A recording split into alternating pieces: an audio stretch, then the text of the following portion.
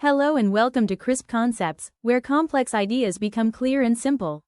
All right, let's get right into it. We are going to decode the global aviation industry's huge and, let's be honest, pretty complex plan to get a handle on its carbon footprint. This is a massive deal, and we're going to break down exactly what it means for the future of how we fly. You know, it's a question that really affects all of us. We rely on flying, but we also know it has a real impact on the environment. So, what's the plan? I mean, how does an entire global industry even start to solve a problem this big? And here's why it's so tough. You can't just plug a jumbo jet into a charging station like you would a car. The tech for zero-emission planes on a global scale, well, it just isn't here yet. That makes aviation what they call a hard-to-abate sector, and that means it needs a truly unique global solution.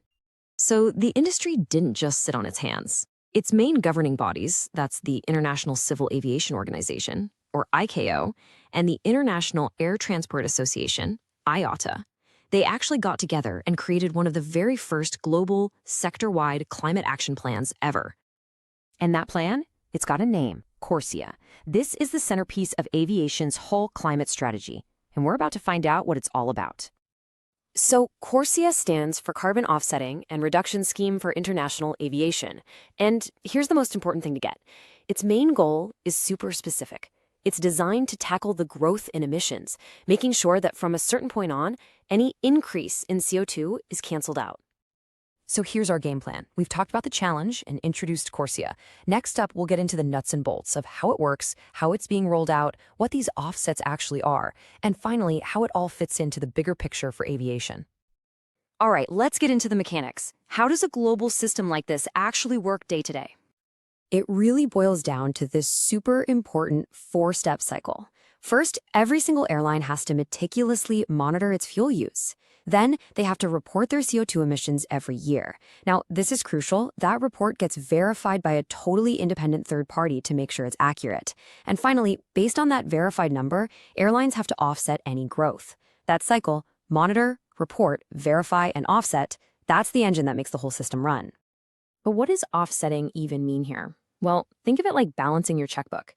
If an airline's emissions go up, they have to go out and buy and then cancel a matching number of these things called emissions units. Each one of those units represents 1 ton of CO2 that got reduced somewhere else in the world, maybe by a new wind farm or reforestation project. It's all about balancing the carbon books. Now, the system also had to deal with a massive real-world curveball. The original plan was to measure future growth against the average of 2019 and 2020. But then the pandemic happened, and flying in 2020 just cratered. Using that data would have created a baseline that was totally unfair and unrealistic. So ICAO made a huge call and switched to using only 2019 levels, which showed the whole scheme could adapt when it needed to. And that first step, monitor, it's incredibly strict. We're not talking about a ballpark estimate here. Airlines have to use one of 5 super specific, detailed methods to track their fuel. For instance, one method involves measuring the fuel in the tanks before takeoff, adding any fuel you put in, and then subtracting whatever's left at the end of the flight.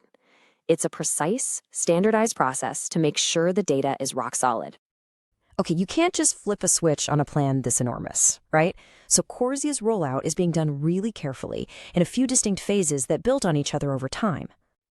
The whole thing is structured in 3 main stages. It kicked off with a pilot phase from 2021 to 2023, and now we're in the first phase, which runs until 2026. For both of these early phases, it's voluntary for countries to join. But the big change, the real shift, happens in 2027. That's when the second phase begins, and the scheme becomes mandatory for almost everyone. So what does voluntary actually mean?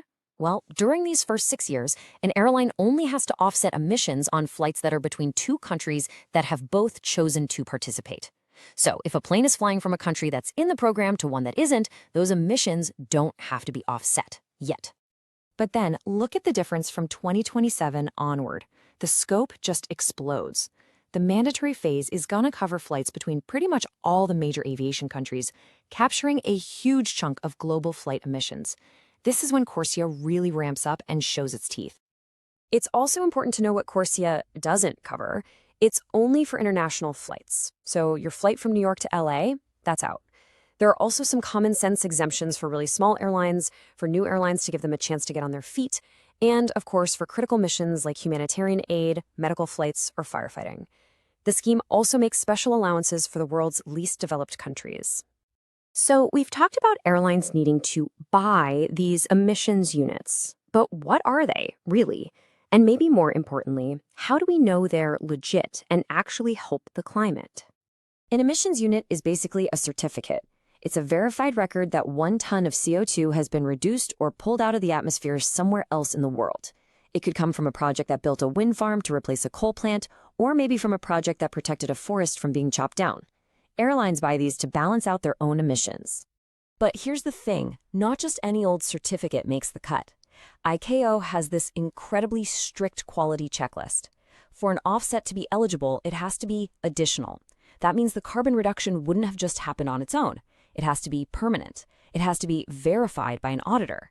And maybe most importantly, there can be no double counting, making sure that same ton of CO2 isn't being claimed by the airline and the country where the project happened. And it's not just about offsetting.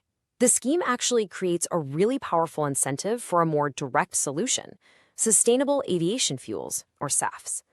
If an airline uses certified SAFs, which have a much lower carbon footprint, they can directly lower the number of offsets they have to buy in the first place.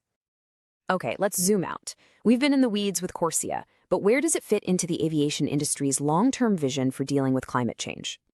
This is the big one. 2050. That is the year the entire global air transport industry has committed to achieving net zero carbon emissions. It is an absolutely massive long-term goal. And that's really the best way to look at CORSIA. It's not the final destination, but it is an absolutely crucial, foundational first step. It's the system we have right now to manage emissions growth while all those future technologies, we're talking advanced SAFs, hydrogen, maybe even electric planes, are developed and scaled up. So this leaves us with a final question to think about. CORSIA is designed to cap net emissions at 2019 levels by offsetting any growth. It's a huge global achievement just to get it off the ground. But is it a bold enough first step to get us on the path to net zero, or is it just scratching the surface of a much, much bigger challenge? That's really the debate that's going to shape the future of